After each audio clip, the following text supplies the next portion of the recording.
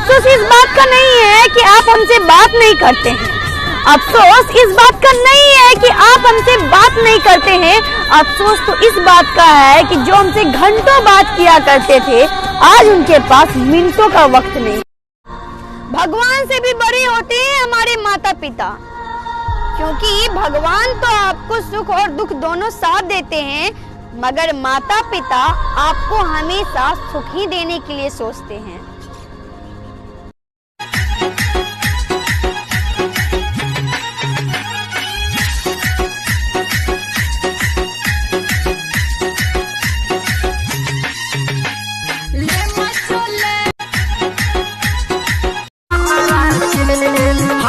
हम पंडित जी के पतरा के मड़ावा में मारा तोरा भतरा के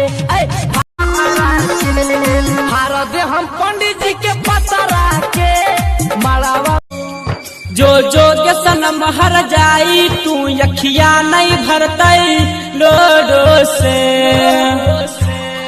तू ससुराज वही बलोरो से। अफसोस इस बात का नहीं है कि आप हमसे बात नहीं करते हैं। अफसोस इस बात का नहीं है कि आप हमसे बात नहीं करते हैं। अफसोस तो इस बात का है कि जो हमसे घंटों बात किया करते थे, आज उनके पास मिनटों का वक्त नहीं। 14 तारीख के मोदी लॉकडाउन हटैया हो, बानी बेंगलोर में फसल रेलवा चलैया हो, बानी बेंगलोर में फसल रेलवा। मोदी चाचा सुनतनी फेलू डेट बढ़ाई बका, हमनी के बेंगलोर में खैला बहर मुई बका, खैला बहर तुम आई बका।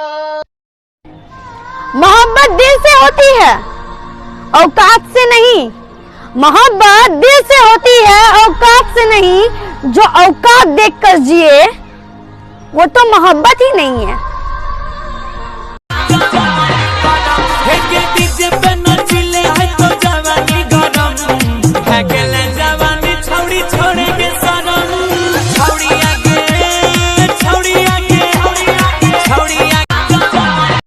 हम तो हाई पढ़ल ससुर जी अनपढ़ आपकी डॉक्टर मांगीला जहिया वाटर देवे ले टमाटर। हमसे लड़े हैं हमके की निकल आई लूका, बोला खरी निकल आई लूका।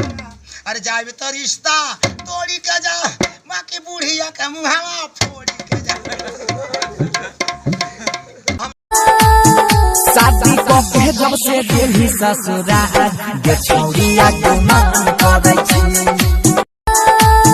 शादी को के जब से दिल्ली ससुराल गे छौरिया के मान करे छी।